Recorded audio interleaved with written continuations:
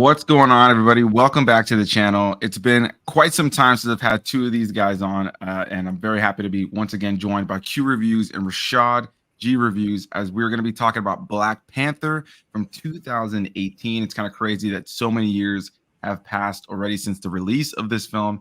And yeah, Q and Rashad have been on the channel dozens of times. You guys can find the links to their channels down below in the description box. Go give them some love. And so if you guys have been following along week to week, we've been doing MCU reviews here on the channel for random MCU films that I had just never covered here on the channel. And I thought it'd be a lot of fun to have two guests on every week to talk about that. So Q, how you doing, my friend? Yeah, I'm doing good, man. I'm doing good, feeling good. Holiday weekend. Ready to talk to Marvel. I still ain't seen Furiosa. I gotta go see that tonight or tomorrow. So I'm hyped to see that. I watch all reviews. So yeah, I'm just pumped. Always pumped to talk about some movies, bro. Absolutely, man. Thank you for joining. Rashad, how are you doing, my friend? Slightly hungover. My daughter graduated yesterday, so I was up late last night drinking a little bit. So I apologize in advance for the brain farts I'm gonna have throughout the stream. But other than that, man, I'm feeling good. Glad to hear it. Glad to hear it, man. Yeah. Well, yeah, congrats to your daughter for sure. And that's definitely I know we were talking about it when we saw Furiosa together earlier in the week. Right. You know, that you were like kind of just mind blown that you got a kid that old already that's graduating from high school. It's crazy stuff, man. But yeah, dude, I'm very happy to have the both of you guys on to talk about Black Panther today. This was a movie I hadn't seen in a few years, honestly. I had seen it a couple of times closer to its release. Q, I'll throw it over to you first. What were your impressions of this film when it first came out? Were you a fan of the character Black Panther from the comics beforehand, or was this kind of like the big introduction for you outside of course, his initial introduction in Civil War? Yeah, you know what? I never read too many Black Panther comics growing up, but I knew of the character, of course. And then, so this movie was my big introduction to, the main story of T'Challa and Black Panther. So, like I said, my initial thoughts of this movie, I really like this movie a lot, though. But I think what I really cherish about this movie is the movie experience that I have going to go watch that film. It was a cultural event. Man, we showed up and we showed out in droves, bro. And then not only did they watched the film once, they went back and watched it again and again. That contests to the box office. So and I was a big fan of Coogler before, the director from Creed, of course. That's one of my favorite films of all time. So I knew he would handle the characters well, and he got his his right hand man, his Leonardo DiCaprio to Scorsese. He had Michael B. Jordan. So I knew, I can expect some great stuff. So my overall feeling of Black Panther, especially getting more deep into the lore, I think it's one of the MCU's strongest. Yeah, man, no, for sure. I have to agree. I remember that moment at the cultural impact that it was at the time, and it was awesome to see, honestly, just as somebody who grew up in South Florida in a predominantly minority area. I'm Hispanic. All of my closest friends were all Black. It was awesome to just see the reaction across my social media from all my peers that when I saw this movie and felt incredibly excited to have a properly done popular Black superhero character, and in a good movie too, not something like Shaquille O'Neal Steel. He had things like Blade back in the day, but Blade's so dark and different. He's not your typical superhero. And I just remember kind of the cultural impact this had and just what it meant to a lot of people. And on top of that, it's a great movie. Going back and revisiting it, I was just I liked it way more now, especially, and we're gonna get into this. Something I've been having a lot of fun with on this week to week, having everybody on, is talking about the difference between this era of the MCU versus where we are now. But we'll save that discussion for a little later in the conversation. But yeah, I definitely agree with what you said, man. And I just remember going to see it the first time, and it was amazing. What about you, Rashad? Do you remember what this was like around that time for you? What your thoughts were, and were you familiar with the character of Black Panther ahead of time? Well, I can't fake the funk, man. I've never read a Black Panther comic in my life. My introduction to Black Panther was Do the Right Thing.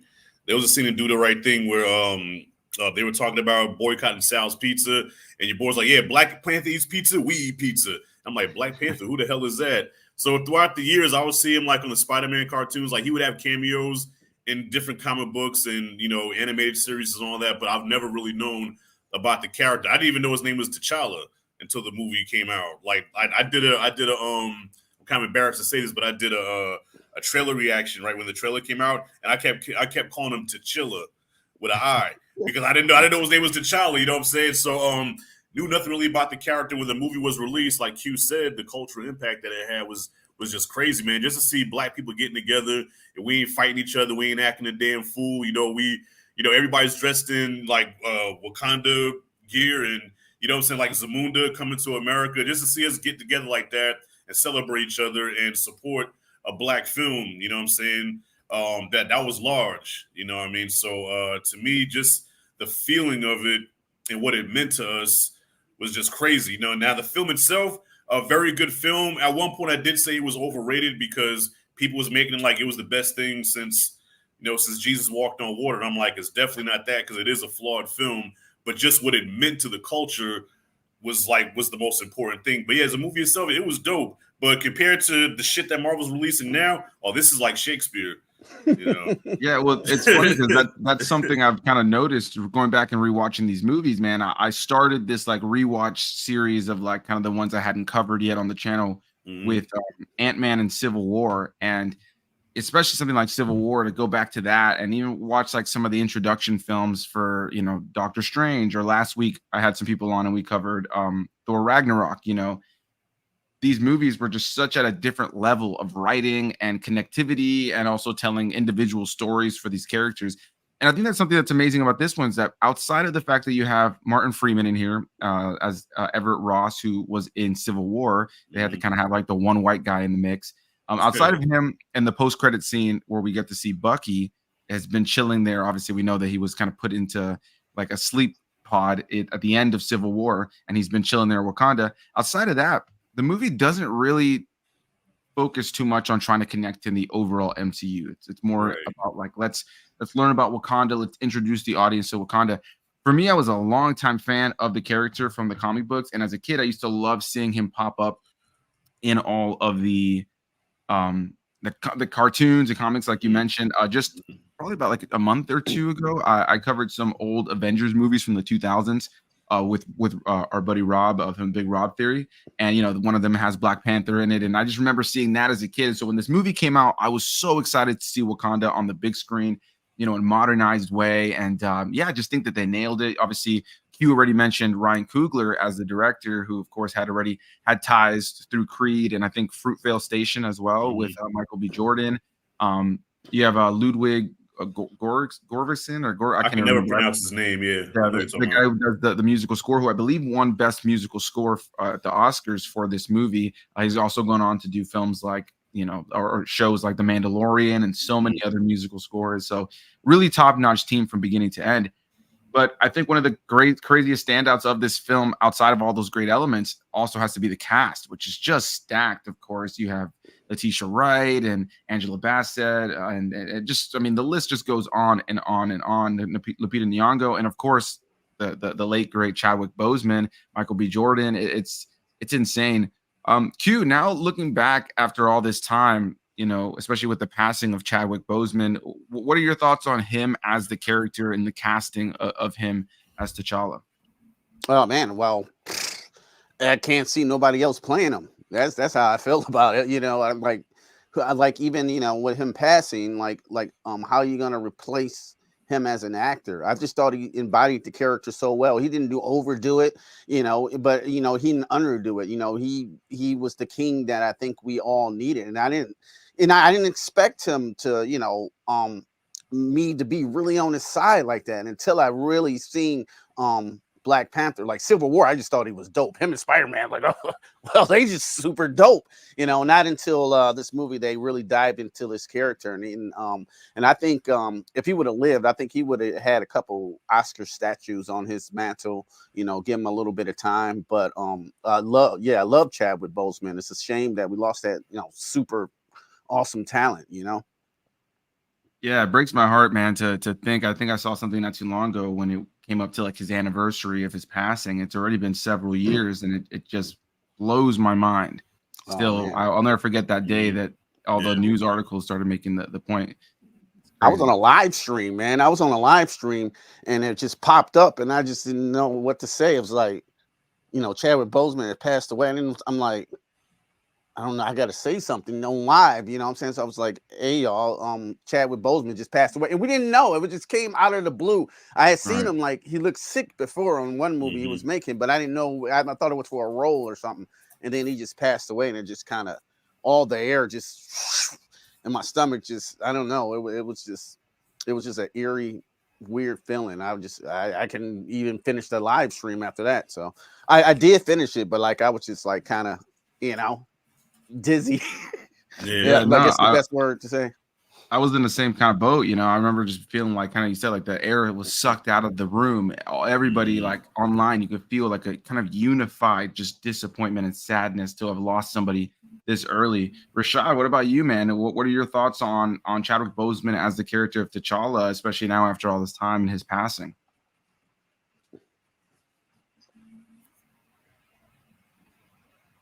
Rashad, do you hear me? You still hear me too? Yeah, I'm having some technical difficulties. There you go. All right, hold on. We'll pause. I think there's a delay. All right, go ahead, Rashad. Yeah, goddamn. I was praying to the stream guys that this wouldn't happen, man. Damn. Streamyard ain't shit.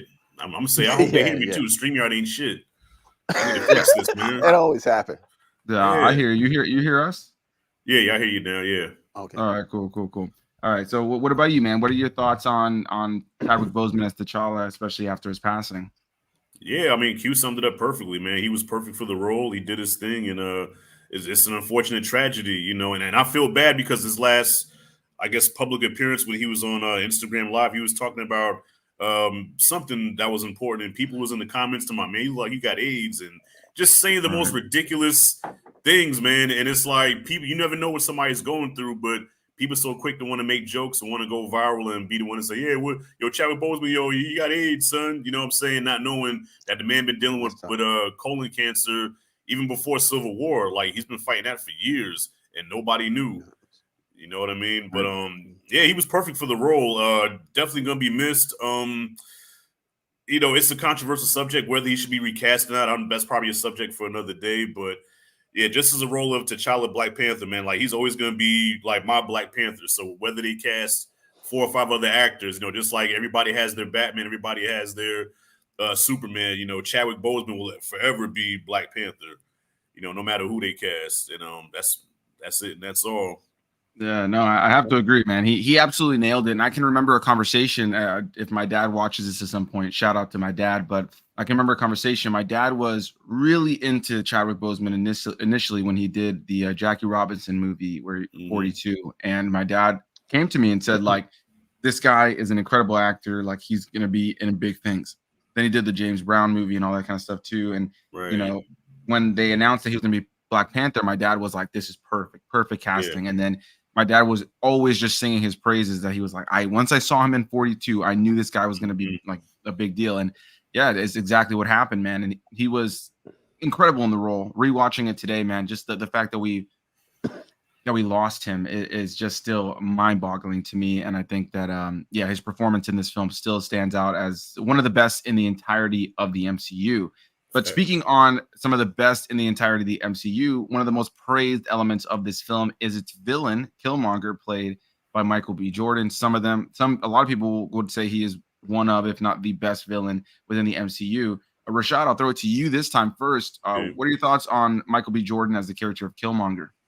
Yeah, you could tell Michael B. Jordan was having a blast playing that part, man. Like, Rose used to seeing him play the protagonist, the nice guy, the good guy, and here he finally gets to, get his say I can't even think of this. I told you, brain fart, hangover.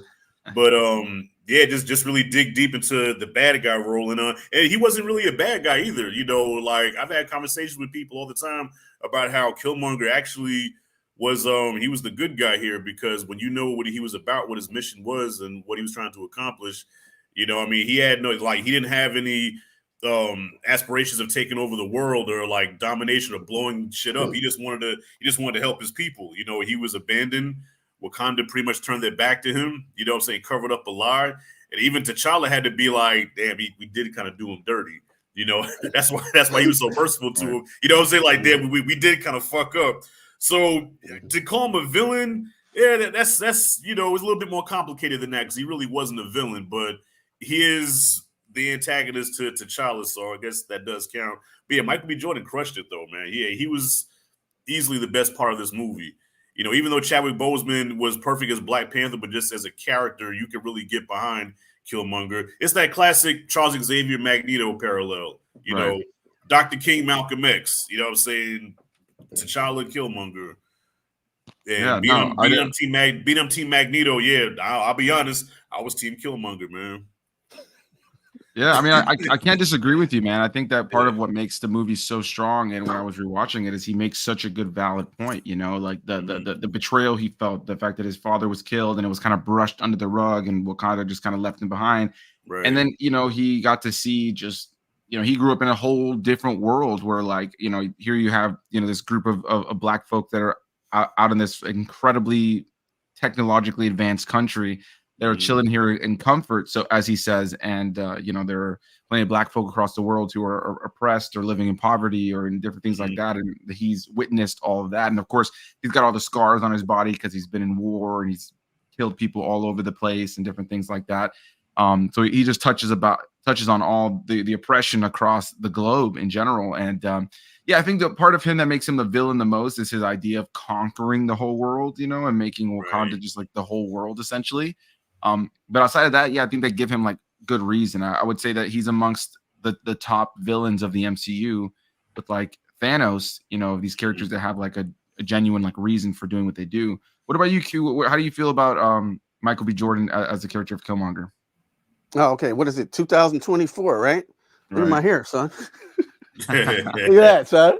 Yeah. I'm still rocking the Killmonger, son. Okay, you know what I'm saying? I was rocking it before, you know what I'm saying? When I seen that, I remember seeing a trailer, wherever image I seen, like, that hairstyle is fucking dope, son. I got to figure out how to make my hair like that. So I made my wife twist my hair like that. And ever since, I've been growing it exactly like Killmonger. I done dressed up for Halloween as Killmonger, you know what I'm saying? Getting mad praise for it too, you know what I'm saying? Like, you look fucking cool. Like, girls were hitting on me and shit. Like, yeah, maybe I should fucking dress like Killmonger all the time.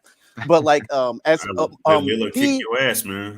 Yeah, she was too. Like, we was at a party, and then like this girl was like, she was in a Princess Leia costume. She was like twerking on the couch and shit, you know what I'm saying, trying to hit on me. And Layla came up. She was in a Miss Incredible costume. She came over, leaned up, like, you better get your ass up right now.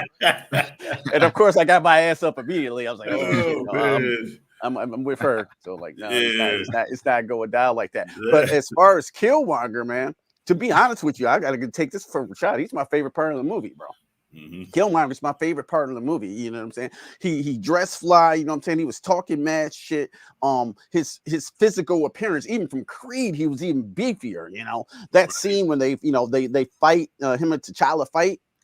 It's just magnificent. Yes, he's definitely top 3 MCU villains of all time, bro. I got him like number 2, bro.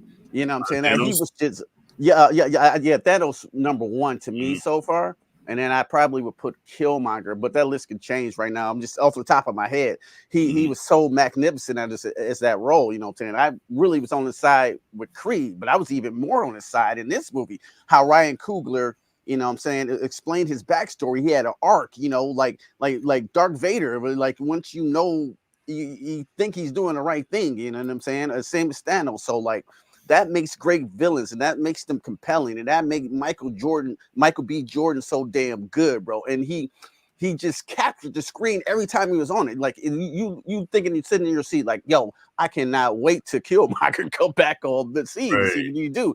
And like Rashad said, he was having a ball, like in the museum. Hey auntie, you know what I'm saying? He was just chewing up the dialogue. He was having a blast, and that's why I love it. He's my besides, you know, Baby Creed, Killmonger is my favorite performance of Michael B. Jordan. And Killmonger, the character, is one of my favorite characters, period, in the MCU. Facts. Yeah, I can't say I disagree, man. He's a top tier character. Like you said, he comes off just so cool. The style of the character, the dialogue. Yeah, that scene where he first comes into their throne room, the whole like, hey auntie, you know, like, I want the throne, that whole thing, top tier. The challenge scene where the two of them are fighting is great. But speaking on the challenge scene, and these obviously 2 main stars of the film with Michael B. Jordan and Chadwick Boseman, the film is also stacked with a bunch of other actors that we've already mentioned. So I'm curious, I'm sure we all have different ones. Who are your favorite other supporting actor or character here in the movie is upon rewatch for me, even though he's not in the film a whole lot, a standout for me every time is Winston Duke as M'Baku. I think he's really great. As well as the actress who plays Okoye, I believe is Danae Guerrero. Yeah. I was first introduced to her through The Walking Dead as the character Michonne. I think like most people. And then she was in this, and I was like, "Oh, this is so awesome!" Loved her in the role. And I mean, you have Letitia Wright in here, Angela Bassett, and Lupita Nyong'o. So Q, I'll throw it to you this time first. What are your thoughts on the supporting cast? Is there anybody that stands out to you as like a top tier side character?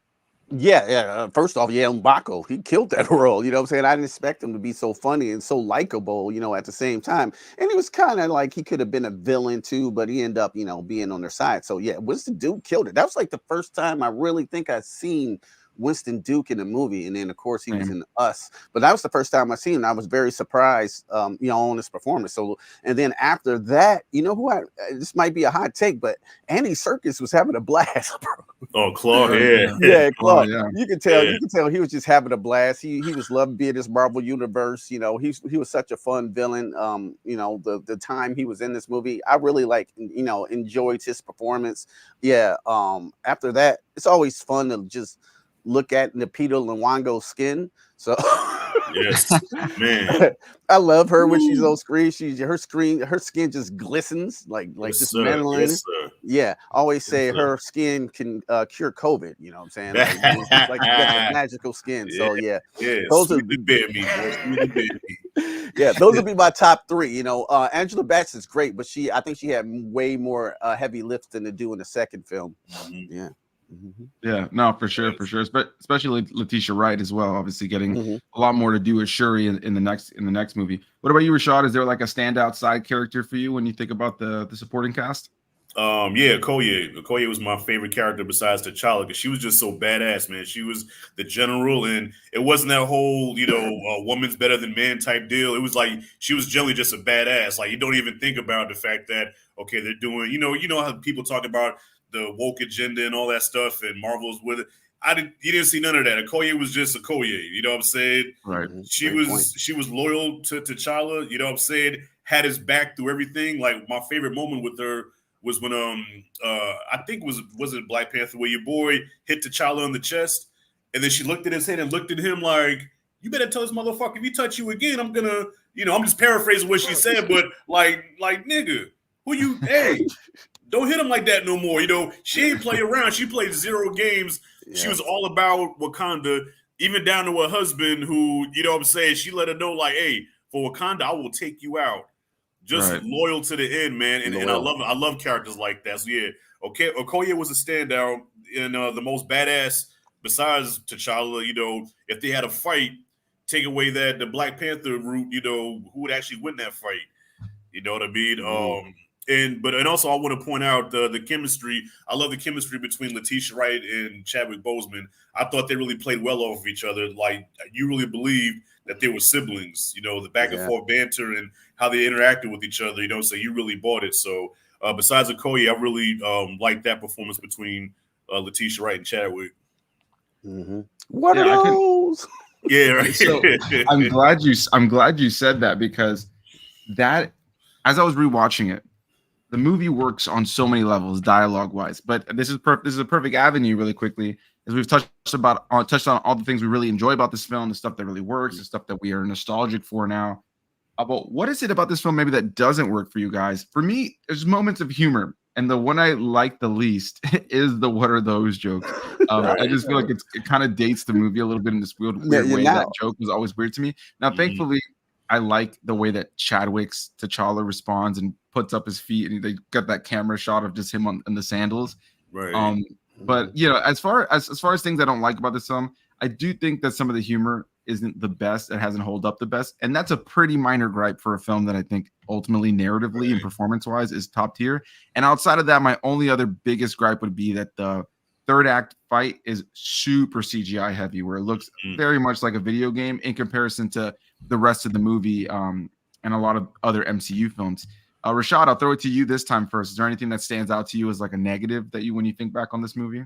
Yeah, well, I agree with you. Yeah, that third act of CG a lot of times was a little little iffy. You know what I mean? And I think this movie shows the inexperience that Ryan Coogler has as a special effects director. You know, his stories are more smaller, personal. You know what I'm saying? Like as a storyteller, he did a great job with this movie. That's why, you know, it is so beloved. But if you talk about like a straight up like action comic book movie, this really shows how his inexperience in that.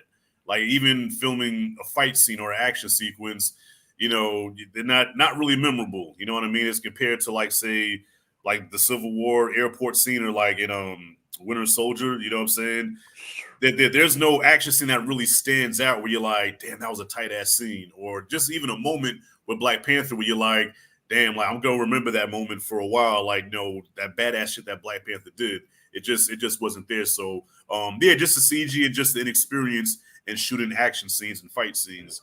You know, even that the last fight with him with T'Challa and Killmonger, you know, that was bad. I'm sorry. I love the movie, but that fight was shitty. It reminded me of Spider-Man 3. That little brief moment where Spider-Man and Venom were fighting, where they were falling and hitting each other. Right. Like Black Panther took right from that, you know.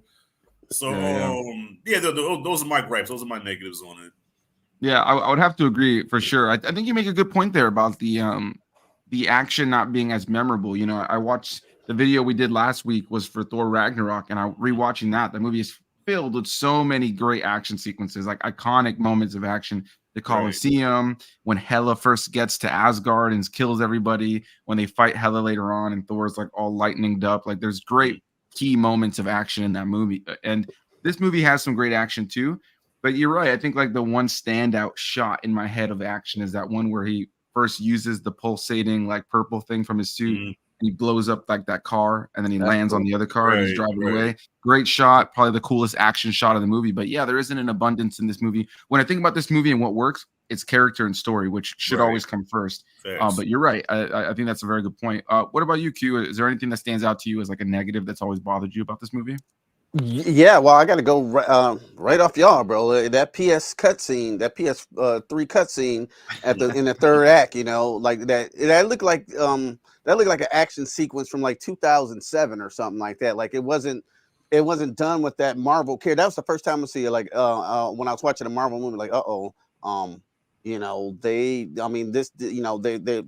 going backwards because all the action scenes before that, you know, Marvel movie of Black Panther have been pretty much tight. Like you guys mentioned Civil War and Captain America's Captain America Winter Soldier is probably the best action. That chase scene with Bucky and Captain America is it is the best action scene, one of the best action scenes in the MCU period. But yeah, I think it is Ryan Coogler inexperience of directing big action sequences like that. So like you got all these tools, but you might not know how to craft them. But I think Ryan Coogler is excellent at, you know, personal fight scenes, because I remember the first Creed, I think it's his first major fight, and the camera doesn't cut. You know what I'm saying? It doesn't cut at all. So he's in there that whole time. So like you feel like you're in the ring yourself, like you're getting hit, like a cut come on his face, like, you know, live in real time. I thought that was amazing. I'm like, that's direction. That fucking one shot is beautiful.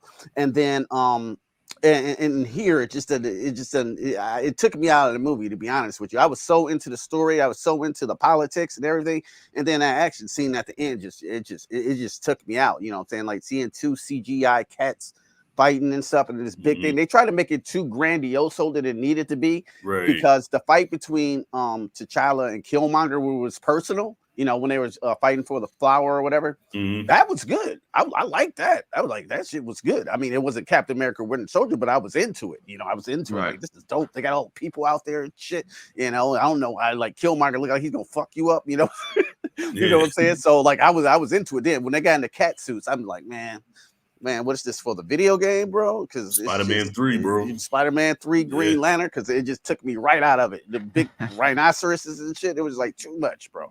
Too much. I think Hollywood suffered for that, you know. I'm sorry.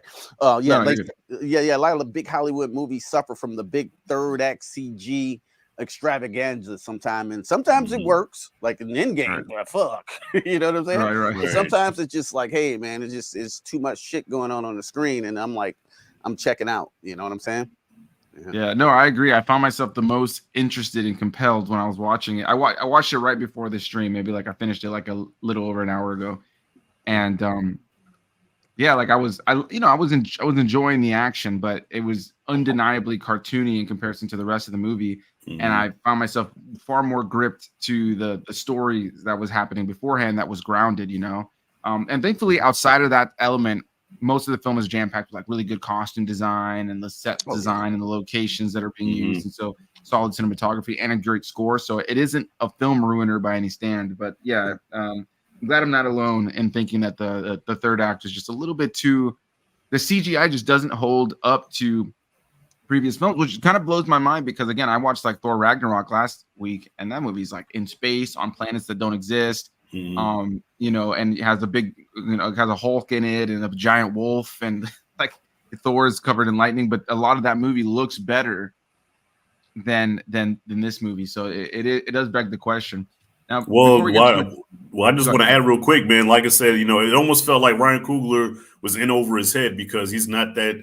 To me, he's not that kind of director. You know what I'm saying? That's like, I mean, if I make mostly dramas, you know what I'm saying, in urban stories, and then you ask me to do a $250 million, big budget Marvel movie, shit, I don't know what the fuck I'm doing, but I do my best. Right. And, so to give him credit, I feel like he did put his best foot forward, but, some things are just not your niche, you know what I'm saying? And I feel like even when you watch Wakanda Forever, the action's just not his niche, man. You know what I'm saying? You got to stick to what you know. Right. He's fantastic at the character work for sure. Yeah, definitely. I mean, if you would have probably tag team with another director, like maybe if he would have co-directed with say one of the Russo brothers or something like that, they could have handled the action, he could have handled the storytelling. That'd have been a perfect combination. Yeah, I wanted to throw this in here too. You think like on the first Black Panther, maybe the budget wasn't there because they maybe didn't want to. I mean, they invested in the character, obviously in the cast. You think they might have not invested as much money into the effects, acting? Yeah, into the effects that might have been cut a little bit. But like you said, you make a great point. And even Wakanda Forever, the action don't hit like that as well. So right. I just thought I'd throw that question out there. Right. Yeah. No, I mean, it does beg the question if it was like a budget limitation, or if it was just kind of like an oversight, or they were running like low on time, or for some reason, maybe they just thought, oh, this is good enough. Like, like it's the big CG third act kind of thing. They love that stuff.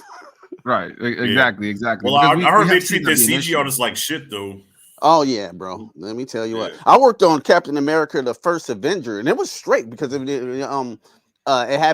Marvel wasn't Marvel at the time like they were. Right. So like I got to do the rotoscoping for Steve Rogers when he was like skinny and shit. So all I had to do was take Chris Evans' head and match it on his skinny man body. So, but I had all the time in the world. They were nice, what I'm saying. I didn't work at Marvel. I worked here in Michigan to do it, but like I had plenty of time to do it and.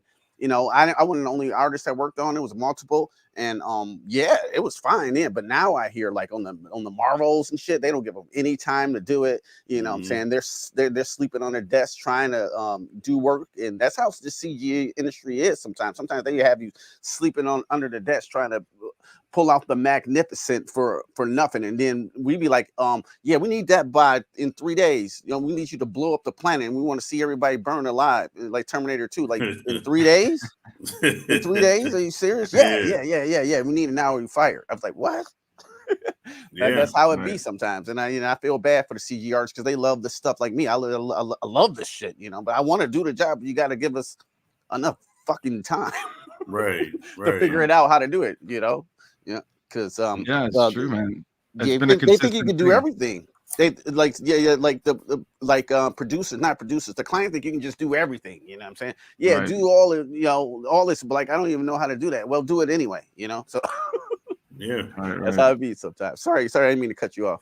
No, you're good, dude. I was more than I knew that I needed to have you guys on for one of these live streams because you guys are going to bring up fantastic points, and I think it's a true thing that we're seeing in today's age with film. Like we started at a time where CG effects became a thing in film, and then it became this thing that was like, let's hone this craft. Then we got to a point where things started looking super realistic, and now it's like, okay, you can do that, so do it quick. And it's like before the reason we got there, Mhm. the reason that you have movies like Avatar or that movies that have had incredible CGI work is because of the fact that you have that time to hone the craft, you know? Mhm. And while not every shot holds up, I think it's sad that we live in a world today that we have movies coming out with super cartoony CGI just because the artists weren't given enough time to do it. And then you can look back at a movie like 1993's Jurassic Park, and there's shots in that movie like the T-Rex chasing behind the car, and you see it in the mirror that look Mhm. better than movies that are coming out today. Still, Facts. you know, and Facts. it Still. blows my mind. You know, it Mhm. really, really does. And so, yeah, I think you make a really good point there.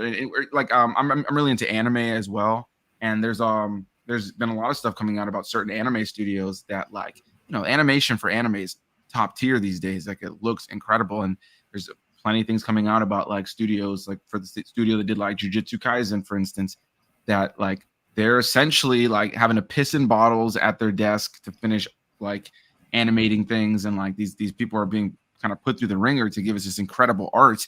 And it really is a shame. So I think you bring up a really good point there. I just want to look through a couple of these comments really quickly. We got Mike from Did You See That saying 3 legends in the game. Also That saying was that he's good, only Mike. seen the movie once or twice, but that he's always liked it. Definitely need to revisit. And then he has a question that I feel like could lead into an interesting conversation here, which is, Mhm.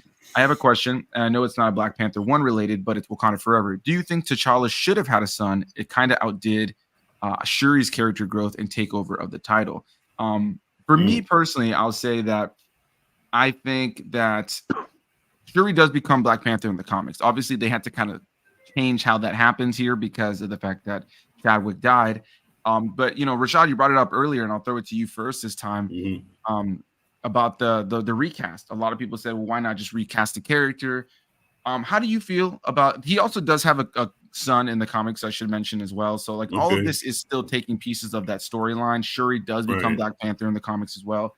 I like the fact that Shuri took over the mantle, and I think him having a son personally doesn't take away from that because it kind of opens the door for him to have the mantle at some point too. That Mhm. it's kind of like a lot of comic books, even like Captain America. We're seeing Falcon is now going to be Captain America. He's going to have his own Falcon essentially. Winter Soldier, Bucky becomes Captain America in the comics as well. So some of these mantles have kind of been swapped to different characters over time. So what do you think? Do you think that him having a son at the end of Wakanda Forever kind of ruined Shuri's growth, or do you think they should have just flat out recast T'Challa? That's kind of a tough one to answer because, like I told you, I'm not really familiar with the comics and the lore, so I can't really be like, no, that's not comic accurate, whatever. I'm just going by the movies here. They could make that work, if you have the right people writing it, you can make that work where Shuri can take that role until T'Challa's son is, comes of age, and he can take the mantle, because I know it is comic accurate that Shuri did take over the mantle of Black Panther. So it can work, but I think just as a fan of the original Black Panther and how big those shoes are to fill that Chadwick Boseman set, you know what I'm saying? Like, that's a tough act to follow. So though they can make it work, but I think it just did kind of lose the punch that the first Black Panther had, because it's like we want to see this, but now unfortunately he's gone, and we're stuck with Shuri, who looks like she's about the size of my damn pinky. You know what I'm saying? And not because she's a woman, bro. I just, she's the computer nerd. She's the tech person. You know what I'm saying? So the puny tech person becomes Black Panther, and she's kicking ass. I didn't buy it. I don't buy it. But next movie, we'll see where it goes, man. I guess pretty much what I'm saying is I'm open to what they're, I'm willing to be open to what they do. But honestly, I'm not really a fan of it, and I think eventually they should recast T'Challa. That's just my personal opinion. I think that there's some actors out there that could really, I think, fill that role, like Damson Idris. If you watch Snowfall, he was great in that role. Maybe John David Washington. He's a name you could throw out there. You know what I mean? I know how you feel about him. but dog, there's some talent out there, man, that can fill that role eventually. You know what I mean? But yeah, Suri, I'm not. Nah, man. Come on. My 8-year-old son can knock Suri over, man. Fuck out of here. That's hilarious. What about you? What about you, Q? How do you feel about this? Man, you can't. I feel the same way as Rashad do too. Even though I like Shuri, I just didn't feel her in that movie. She had an awesome shot when she came over and flipped over with the Killmonger Black Panther suit. I thought that was a dope shot, but like I couldn't get behind her like I was Chadwick. I don't know what it was. Like you said, it's not because she was a woman or something. I just didn't believe it. You know what I'm saying? Yeah. Even though that cool shot with Killmonger and tell her what you got to do, like that was cool. But like it's just something about her. She didn't seem like the Black Panther that I wanted to see. I know we couldn't see it for obvious reasons. So I think the Son is a good idea. Like the next movie can take place, and he's fighting for the Black Panther throne. She might have passed it down or whatever, and you have a whole new character in this role. It's not T'Challa. His name could be T'Challa after his dad, but you got this whole new Black Panther, and maybe people can get behind him. But like if you recast the character right now, it's gonna feel Aunt Vivish from Fresh Prince, if you know what I'm talking about. Like,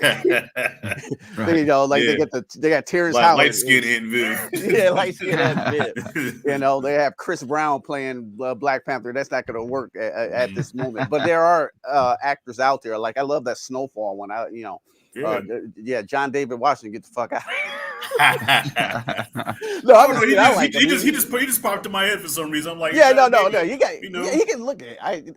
That was a rumor too, because he does look like he can do it. But to me, like I think it should be T'Challa the second or whatever, and and put another actor in this role and make him a warrior like Chadwick was and wise and things like that, so we get more behind the character than Shuri. Not to take anything away from the actor. I know that was probably the roughest role she ever did, but to me, we ready for the Black Panther. That's why I had the problem with that Predator movie, because like how's this little girl gonna beat up a Predator?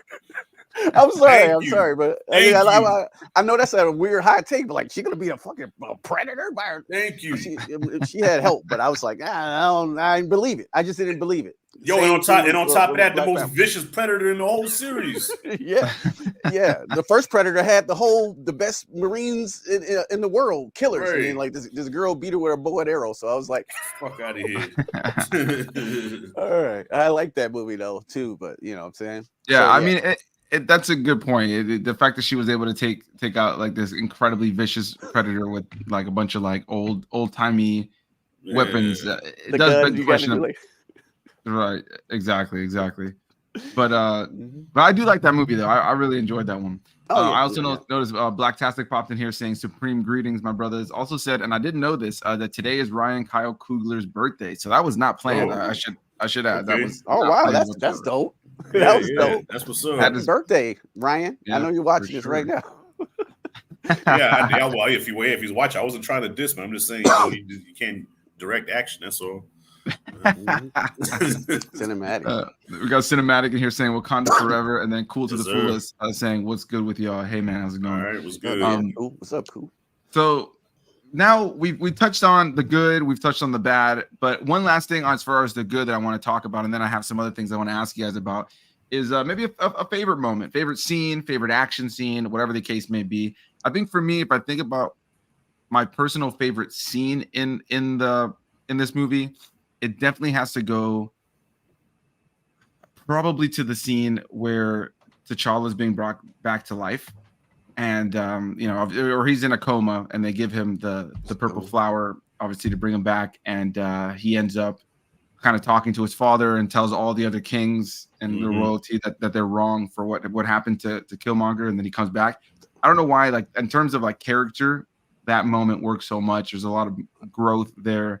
Really enjoy that sequence. In terms of action sequences, though, I'd say that my favorite is probably the chase scene where they're chasing Ulysses Claw, the one I mentioned before, with that great shot of him on top of the car. Really enjoy that, because you also got Lupita Nyong'o's character in there, as well as the character of Okoye, and they're all like running around and they're controlling the other vehicle, like with Letitia Wright. And so I just thought that's a lot of fun. So, what about you, Q? I'll throw it to you first this time. Favorite scene or favorite action scene in the movie? Well, my favorite action scene is like the personal one, the fight between Killmonger and T'Challa, without I'm saying, fighting for the the throne or the flower or whatever it was. I I just love that whole set piece and all the people out there and then waterfall. I just thought that was just, you know what I'm saying? They come out, the M'Baku come out, you know what I'm saying? Like, oh, yeah, like I'm into it. It's super dope, you know what I'm saying? So that's one of the scenes. You picked a great scene, bro. Yeah, because I was like, dang, yeah, that scene with the him coming back to life, you really behind his character at that point. That's the, you know, the turning point of the movie. Like, yeah, hell yeah, T'Challa, I was rooting for Killmonger, but fuck that, you gotta get it. So that's a great scene too. So like, yeah, that's my favorite action scenes. Mine is another weird one too. That museum scene with Killmonger. I don't know why I like that damn scene so much, you know, and how he's talking about the vibranium, how it was his, you know what I'm saying? Yeah, I'm gonna take that, you know what I'm saying? I'm gonna take that. And they just do this quick little heist right quick. And I don't know. I just thought that shit was dope. Yeah. That's just one of my favorite scenes in the movie. So those are my two, I think. Yeah.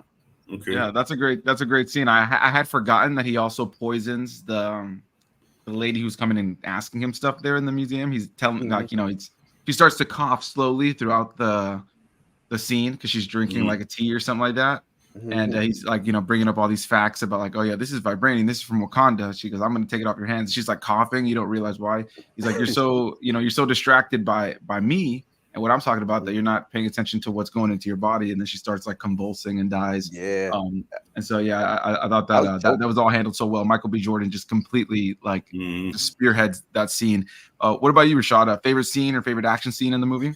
Yeah, I agree with you. The favorite action scene is the chase after the casino. I thought that shit was dope. You know what I'm saying? That was definitely the standout action scene. My personal favorite scene was the Hey Auntie scene. Like my Michael B. Jordan killed it at that part, man. Like just you know the whole you're not the son of a king, you're the son of a murderer.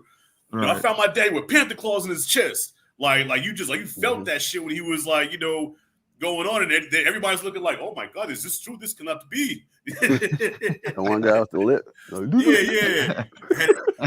You know what I'm saying? So yeah, that was my personal favorite scene of the movie. Nice, man. Yeah, those are all great picks, man. Obviously, we all love this movie. But one of the biggest things that I've enjoyed doing, as I mentioned earlier in these week-to-week reviews, is like, I think it goes without saying, and I know you guys know that I tend to be a little bit more positive on comic book stuff just because I grew up with a lot of this stuff in terms of the books and the comics. So I've been dying to see a lot of these movies.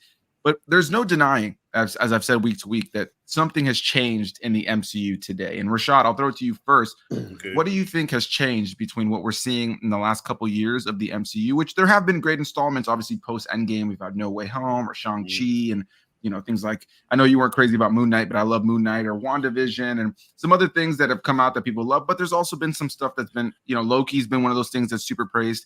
But there's been a lot of stuff that has had people scratching their heads, the She-Hulks, the Miss Marvels, the Marvels, like, and the Eternals, a slew of others. What do you think has changed between where this movie came out pre-Infinity War and Endgame and what we're seeing today? I think it's just focus, man. Just focus on, you know, telling a cohesive story. You know what I'm saying? It's just like Marvel nowadays feels like an assembly line. Just throw out whatever, you know what I'm saying? Just throw it out. Just make sure it ties in with this. Make sure it ties in with that. But there's no clear vision on where this is going, and that's what made Phase 1 so special. Like to this day, I prefer Phase 1 over all of it. Even though over the years there's been better movies, but at least Phase 1, they knew what direction they wanted to go in. They knew what story that they wanted to tell, and they did that. You know, from the individual movies to the teaming up of the Avengers, it all just came together. You know, with a nice bow on top. And now it just feels like the multiverse, everything is like all over the place. And it's like, okay, what do I have to watch before I watch this? And what do I have to watch before I watch that? Okay, how's the Eternals tie? You know what I'm saying? Then it gets to the point where you're like, I don't care anymore, man. And, you know, with the exception of a few things, I'm like, I don't give a shit no more, honestly. You know, after Endgame, Perez, man, it's been downhill for me a little bit. Well, No Way Home doesn't count. That's a Spider-Man joint. You know, I'm talking about like the MCU overall, man. It's just all over the place, man. It has no direction, and I think that's the problem. The quality is gone. Yeah, it feels manufactured, not personal. Right. Yeah, no, it feels like it's definitely become a thing where there's definitely a quantity over quality thing. There's so many productions going on. Like you said, there's that thing of like, what homework do I have to do before I can watch this or that or keep up with this and different things like that. and it has turned a lot of people off. You know, it's become one of those things where like a lot of people have kind of just stopped caring, or they'll only watch the installments that they want to. Whereas before it was that thing of like, did everybody see that new Marvel movie? You know, everybody got to talk about it. And then somebody hadn't seen it, they're like, oh, I'm gonna go see it. Now it's like, yeah, I'm 6 shows behind and 2 movies behind, but I saw that one and it was cool. I was a little confused by the post-credit scene because I hadn't watched this, but you know, it has become pretty cluttered. What about you, Q? What do you think has changed between now, or like from the 2018 time with Black Panther to where we are now? Yeah, I gotta piggyback off Rashad. Yeah, I think it lacks focus. You know, I think it lacks focus. I think they had a preordained plan to get to Endgame. Kevin Feige might not have known what he was going to do in between, but you gotta give it up to that guy. That whole phase up into Endgame is something that has never been done before, to be that strong with movies coming out like every year or every 2 years back to back to back, and be that powerful and be that good and have an audience so invested like that. You know what I'm saying? I've seen it before. You know, you guys reviewed the Harry Potter movies. They did a great job too. You know what I'm saying? With all of those movies, you know, like, you know, I'm not a super Potterhead or anything, but like I can't deny the quality that, you know what I'm saying, that, you know what I'm saying, they produce within that short time span. And Kevin Feige knocked it out of the park, bro. But like, what goes up, unfortunately, sometimes must come down. And I think it just lacked focus. Like, oh, okay, we can do this, we can do that. And I think Kevin Feige and other people, he got too far stretched, and he thought he can do this. And then you're under the umbrella of Disney. Well, I you know, this is all he say, she said, but I do believe that, like, yeah, you got to put this in here, this in there, this in there, you know, this cultural diversity. And we all with it, you know what I'm saying? We all, you know, of different races, you know, but I think it just lacked focus. And I think some of the movies were focuses on certain aspects that didn't need to be focused on, when we need to just be focused on the character itself.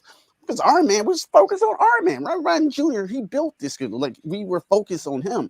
You know, and I think it just got convoluted. It's like now the MCU is a lot of Kool-Aid and not enough sugar to balance it out. You know what I'm saying? I hate to do this though, but I compare it to those last 3 Star Wars movies. Like, they went in with a plan, kind of with Force Awakens. I'm not trying to diss it, but it did steer off the course dramatically and shit. Like, and people kind of gave up until like the Mandalorian came back on.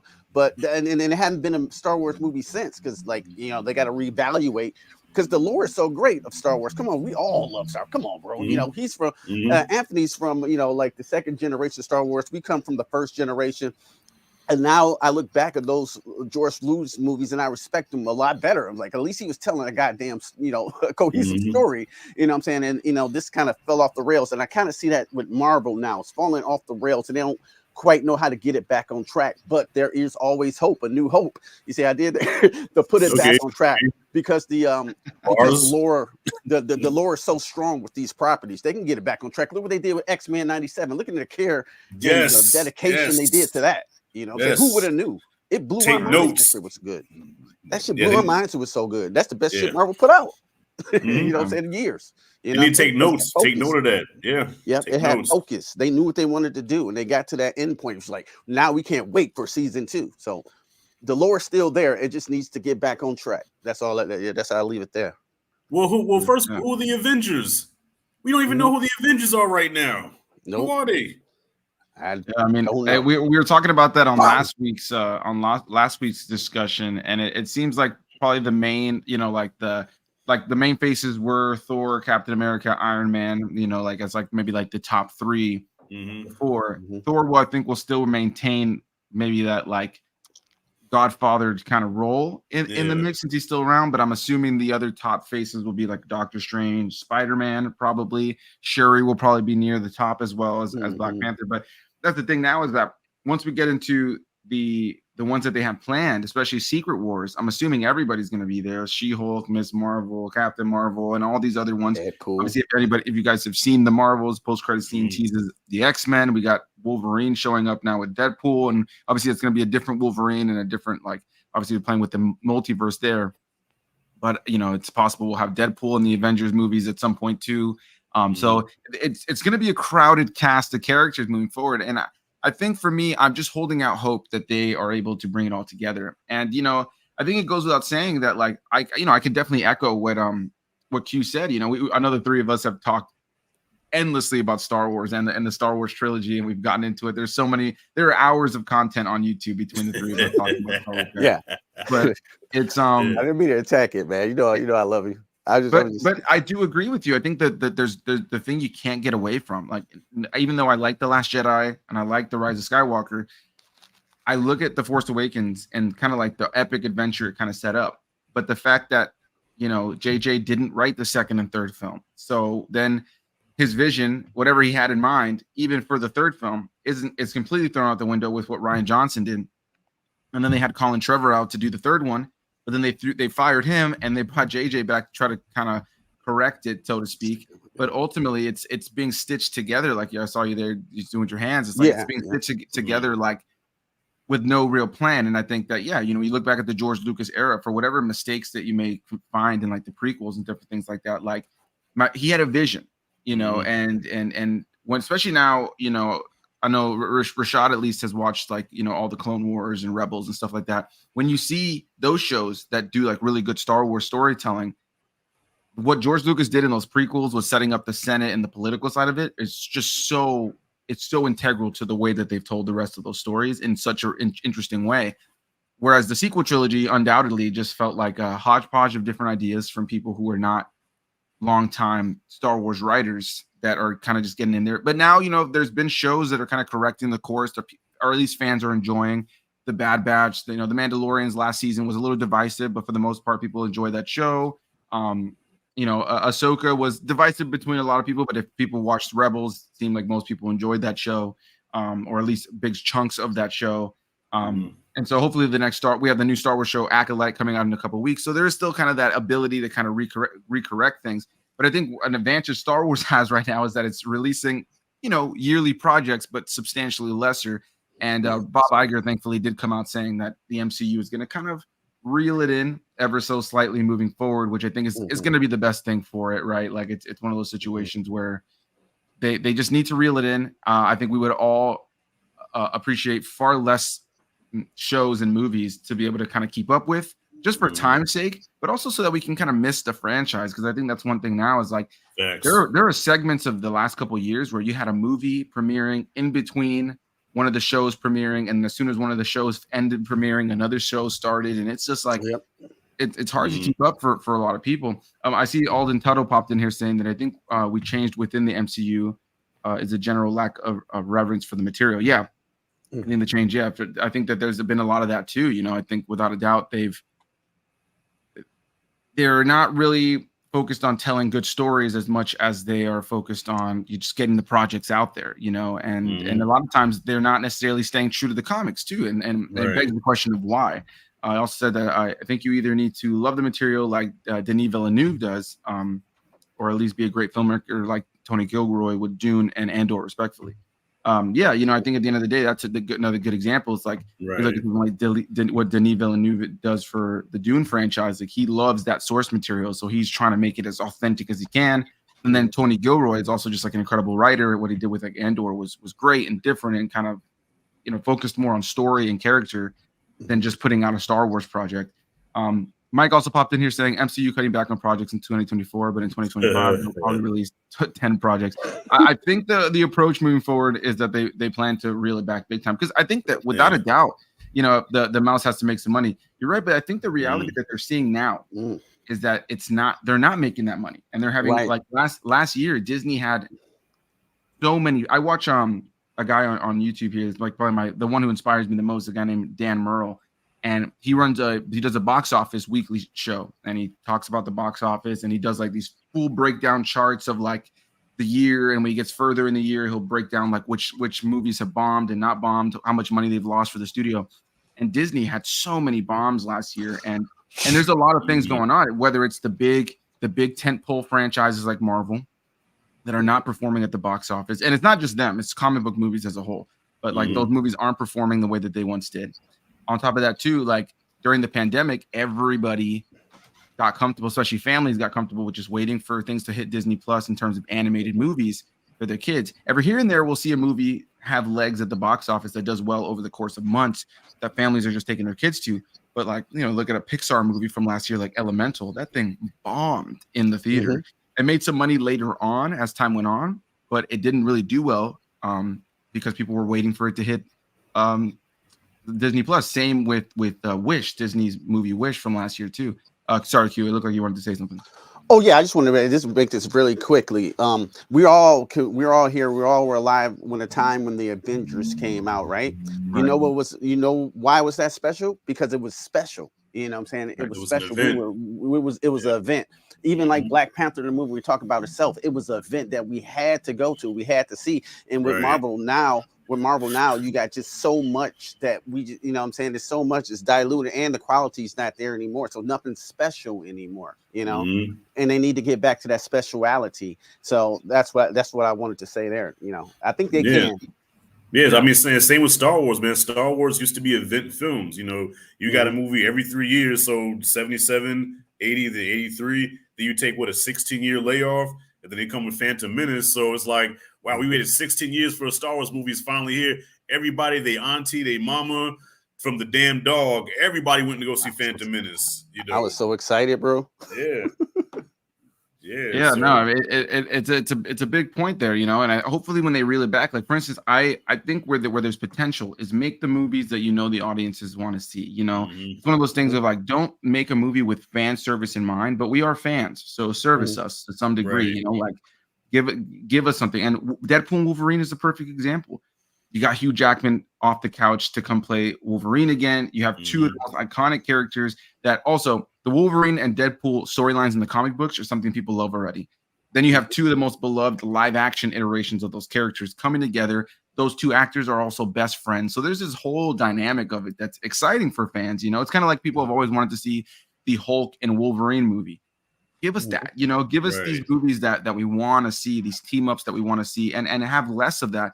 And these movies will make just so much money. We're talking about Black Panther today, but that movie is $1 billion film, and there's they've had many $1 billion films, but they haven't had one in a long time because that demand isn't there because we're just inundated with so much. I also saw that Mike popped in here just saying that he had a question for us. He goes, with Marvel movies tanking and some Star Wars projects not doing so well, Disney's losing money at the box office. However, with losses, aren't the Disney parks propping them up financially? I think it's one of those things where like the franchise, good question. What's it called? The Disney isn't struggling money wise. Let's be real. Like between their cruises, between their parks, between everything else that they got ad revenue, they're not necessarily struggling. But there's different divisions for budgets in different areas. So their film and TV area, though, I have to imagine has taken a huge hit. Financially, like their theme parks are fine. They're constantly adding new additions to the parks. They're always doing this, that, and the third. They're not struggling there. So the company of Disney is not in peril whatsoever. But I'm sure that a part of them is like looking at the hundreds of millions of dollars that they're losing on films and TV yearly, and realizing they have to scale it back. Make people miss what it is to go see a Disney movie or what it is to go see a Star Wars movie or a Marvel movie. So I think that's something. Yeah. I'm looking at his next comment there. Yeah, I was going to pull that up now. No one wants to see Wolverine and Yoga Hulk in a movie together. But I think the beauty of something like that, man. I think that one day it's inevitable because of the fan reactions I think one day we're going to get to a point where Hulk busts out again, right? Like they know fans want that. There's going to be a day that he can't control Professor Hulk, because that happens in the comics. He becomes Professor Hulk. I'm just glad they didn't give him the ponytail that he has in the comic books as Professor Hulk. So at least we didn't get that. And my best guess would be there'll be a time where he breaks out and the Hulk just goes crazy. They buried him. They buried my boy, man. But good. Yeah, I mean it goes without saying, man. Yeah, like after watching Thor Ragnarok last week, he's such a fun character in that movie because they struck the perfect balance of him being sentient and funny in that movie, but also being like a monster. And Mike said, what I meant with the question is the TV and film property department are losing money, but even if it is, they're going to use park money to prop them up. Yeah, sure. But I think it does still come back on a business side. I think the fact that they're saying that they're going to scale it back on Marvel projects is them realizing like we can't just keep doing this. It's just like when people were like, oh, the studios should just keep throwing everything to streaming during the pandemic and after. Everybody was like, well, all these movies should just come to streaming. we're gonna stop getting movies like Dune Part 2. We're gonna stop getting movies like Mad Max Furiosa. We're gonna stop getting it over time because the money is gonna run out. It's gonna run out. You can't spend. Look at Indiana Jones from last year. That movie was made for like $400 million, I think, or something. God. And it bombed. And it bombed because they made it so expensive. And there are movies. I think you look at that movie. I think it was made for like genuinely, like I think budget wise, it was like almost $300 million. And then with ad revenue and all that kind of stuff, or like marketing, you're talking about $400-500 million film. And obviously in their head, they're like the last Indiana Jones, blah blah blah. But then you have, something like Kingdom of the Planet of the Apes that came out a couple weeks ago that was made for $160 million and looks better than anything that was in Dial of Destiny. Yes. Ooh, there. Yeah. Yeah. It does beg the question of like they can't just keep making these expensive movies without doing any of that. Do you guys have any thoughts on that? Anybody want to chime in as far as like just like Disney? Like I can't imagine they would just keep shelling these things out like this. No, I mean, you hit the nail on the head. I mean, there's nothing more I can. I agree totally, man. You're putting all this money in, but the quality's not there. I don't know how long it took for them to make this new Planet of the Apes, how much time they put in with the CG, whatever. But obviously, they did a great job, and they took their time with it. Where, like I said, with Disney, it feels like an assembly line. Okay, we need to put out X amount of projects at a certain time. And not really caring, okay, is the audience really going to eat this up? I almost think Disney almost, I don't know if I say underestimate the audience, where they just feel like they know what we want to see instead of listening to us, what we demand to see. It's like, we'll just put it out there. They're going to like it, It's Indiana Jones. Technically, Planet of the Apes is Indiana is Disney. Oh, Planet, okay, it is Disney. Oh, yeah, because Fox, you're right. So I think it's just going to come down to starting to like budget like responsibly. I think I think they got to a place where they felt they were invincible. And let's be real, something like Disney Plus really took a hit to that. Because when you can tell people who don't, because I'm sure you guys work with people or know people that like movies, but they don't give a damn about seeing it like first. They don't give a damn about seeing it in the first year. They'll see it whenever the hell they see it. Yeah, and I think I'm when surrounded by that. I'm surrounded by it. I can't get nobody to go to the movies with me. Like I go to movies by myself all the time. I'd be like, kids, I want to go to movies. They're like, damn. Yeah. Right. Even my kids, man. I was like, hey, son, you want to go see Planet of the Apes? I guess. You guess? What you mean you guess? I'm not going to spend $15 on a damn guess, nigga. You want to go? You don't want to go. It's like the enthusiasm is no longer there. And my older brother, actually, who was a big movie fan just like us over the years, it's like now I can't pay him to go to the movies. I could put $1,000 in his hand and say, come to the movies with me. He'll be like, nah, I'm good, man. I'm not giving the theater no more of my money. Because he says everything they put out is shit, Yeah, but sometimes it's like that big cultural event like Barbieheimer, we got to go see the Barbie movie, you know what I'm saying? Even people like that's not like us, got to go see it, but like, people hear about Christopher Nolan, you know what I'm saying? Oh shit, it's about the atomic bomb. It brings old people, events like that still do happen, Right, so, right. Well, Black Panther, Black Panther is a prime example. Like there was old ladies, aunties that haven't been to the movie since '78 when they went to go see The Wiz. They came out to go see Black Panther. You know what I'm saying? Like, child, I gotta go see his Black Panther. I gotta see what this is about here. Yeah, absolutely. Yeah, man. I think that's really what it's all about now. Is like they gotta reel it back in. I see Mike popped in here saying, "I love how the movie event this week was Furiosa and Garfield." Yeah, I mean, and the reality is you can't. It's got to be like something that happens.